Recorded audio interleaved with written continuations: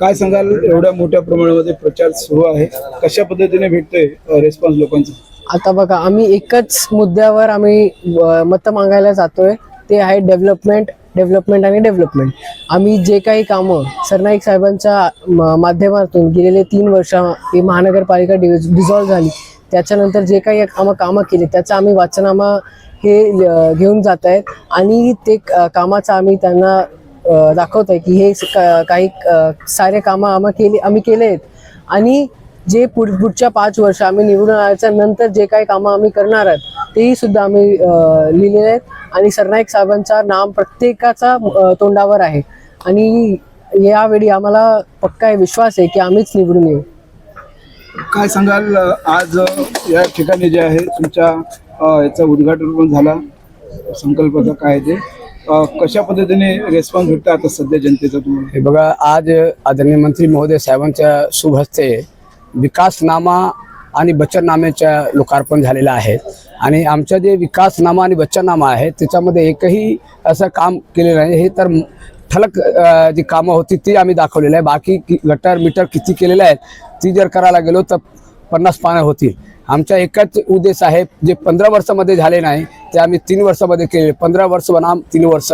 आणि हे सगळे लोकांची मानसिकता जी होती ना, फक्त आणि फक्त स्वतःचं घर भरण्यासाठी हे लोकांनी काम केलेलं आहे. आता विचार करा की महापालिकेवरती 2015 पासून यांची महापौर, ह्या वार्डाची 2017 ते 22 मध्ये 4 नगरसेवक होते, त्यापैकी एकांना महापौराची संधी भेटली. महापौराचा वार्ड कसा असायला पाहिजे हे लोकांना माहिती आहे. मुंबईचे महापौराचा वार्ड बघा किंवा ज्या प्रभागात तुम्ही निवडून गेले, ज्यांच्या आशीर्वादाने तुम्ही निवडून गेले, त्यानंतर आपण महापौर पदावर विराजमान झाले आणि त्यांच्या वार्डामध्ये जर समस्याची एवढी जर हे असतील, गंभीर असतील तर हे दुर्दैवी गोष्ट आहे. आणि जसं महापालिकाची बॉडी बरखास्त झाली, म्हणजे 5 वर्षाचा कालावधी संपली, प्रशासकीय कारभार आला, प्रशासक जेव्हापासून निवडून झाले तर 3 वर्षामध्ये आदरणीय मंत्री महोदय साहेबांच्या माध्यमातून भरघोस कामं आम्ही केलेले आहेत आणि त्याच्या अनुषंगाने आम्हाला भरघोस मतदान लोक करतील 15 तारखेला. आणि 16 तारखेला जे मिरवणूक होणार आहे, गुलाल जे उधरणार आहेत ते शिवसेनेच्या गुलाल. कोणते कामं जे आहेत राहिलेले आहेत ते तुम्ही या वचननाम्यामध्ये लिहिले? दादानो, भरपूर कामं राहिलेली आहेत. या ठिकाणी हे लोकांनी कामच केले नाही. आम्ही या विकासनामा आणि बचतनामाच्या पाठीमागे आम्ही लिहिलेले आहे. या ठिकाणी मासाच्या पाळा येथे 4 एकर जमीनमध्ये सेंट्रल पार्क करतोय आणि दुसरी गोष्ट सांगतो की त्याच्या बाजूला 3 एकर जागामध्ये खेळाची मैदान. या वार्डामध्ये एवढे बघा, काजूपाडापासून दहिसर चेक नाकापर्यंत एकही खेळाचे मैदान नाही, एकही मोठा पार्क नाही, लग्नाचा हॉल नाही.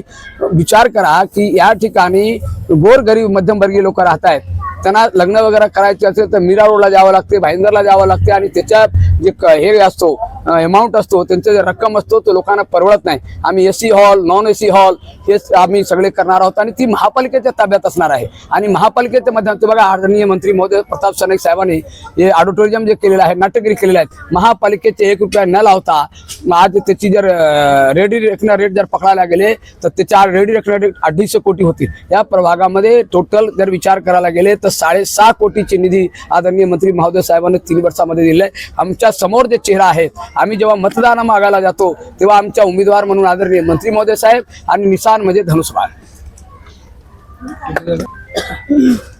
महिला वर्ग मोठ्या प्रमाणात तुमच्या सोबत आहे, काय वाटतं, कशा पद्धतीने सहकार्य मिळतो? खूप चांगल्या प्रकारे त्यांचा सहभाग आहे आणि म्हणजे साथ देत आहेत. सकाळी येतात ते रात्री जातात, दिवसभर आमच्या सोबतच असतात, खूप मदत करतात आम्हाला. घर दार मुलं बाळ सोडून आमच्या मागे आहेत त्या, म्हणजे खूप सहायता आहे त्यांची. 101%, 101, 100 नाही. आम्हाला महिलांचा भरपूर प्रतिसाद आहे, कन्व्हिन्स करायची गरज नाही. खूप साथ देतात सगळे आणि येणार तर शिवसेनाच येणार. प्रभाग 14 मध्ये बाबासाहेबांना मानणारे भरपूर समाज आहे, त्यांना काय सांगू इच्छिता? बघा, त्यांच्यासाठी मी एवढं सांगेल की ज्या बाबासाहेबांनी आम्हाला संविधान दिले आणि संविधानाच्या अनुषंगाने सर्वांना निवडणुकीमध्ये उभा राहण्याचे अधिकार दिले, हे जर आपण बघतायत की 50% महिला या बाबासाहेबांच्या संविधानामुळे भेटलेल्या आहेत. आणि आम्हालाही उत्तर भारतमध्ये येऊन, UP बिहारमधनं येऊन महाराष्ट्रामध्ये निवडणूक लढण्याचे अधिकार भेटत आहेत, नोकरी करण्याचे अधिकार भेटत आहेत, व्यापार करण्याचे अधिकार भेटत आहेत, राहण्याचे अधिकार भेटत आहेत, ते बाबासाहेबांमुळे झालेले आहेत. बाबासाहेबांच्या नावाने मी सांगतो की भरपूर लोकांनी कित्येक वर्षापासून मतदान घेतले.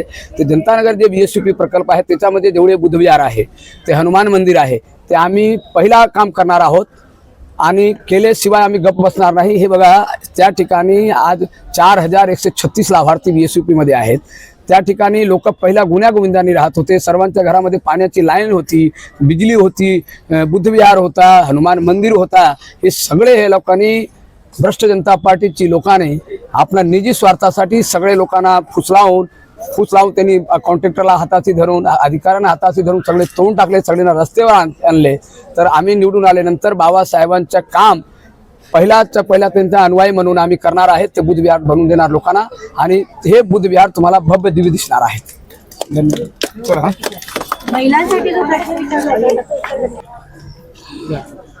काय सांगाल, कशा पद्धतीने महिलांचा या ठिकाणी तुम्हाला सहकार्य मिळतं, कशा पद्धतीने प्रचार होतो? जय महाराष्ट्र.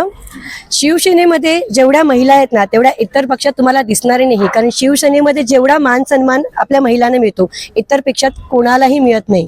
महिलांसाठी जेवढा विचार प्रताप सर नाईक असतील, शिंदे सर असतील, याच्या आधी दिघे सरांनी केलेला तेवढा कुठल्याही पक्षात मिळत नाही. त्यामुळे महिलांचा जो प्रतिसाद इथे आहे ना त्याचा 0.5% तुम्हाला इतर पक्षात मिळणार नाही. इव्हन त्यांचा विचार ही जे सी लोक करतात, जसं त्यांच्यासाठी लाडकी बहीण योजनेचं असू द्या किंवा त्यांच्यासाठी जे सोहळे केले जातात मीरा बेंदरमध्ये, मंगळागौर असेल, त्यांच्यासाठी वेगवेगळ्या प्रकारचे काय बोलतात ते फंक्शन्स असतील, सगळ्या महिलांसाठी ते केले जातात आणि महिलांना विचारात घेऊनच सगळ्या गोष्टी केल्या जातात. प्रिफरन्स महिलांना दिलं जातं. त्यामुळे आम्हाला शिवसेनेतून भरघोस मतं महिलांकडून असतील याची 100 and 200% गॅरंटी आहे. धन्यवाद.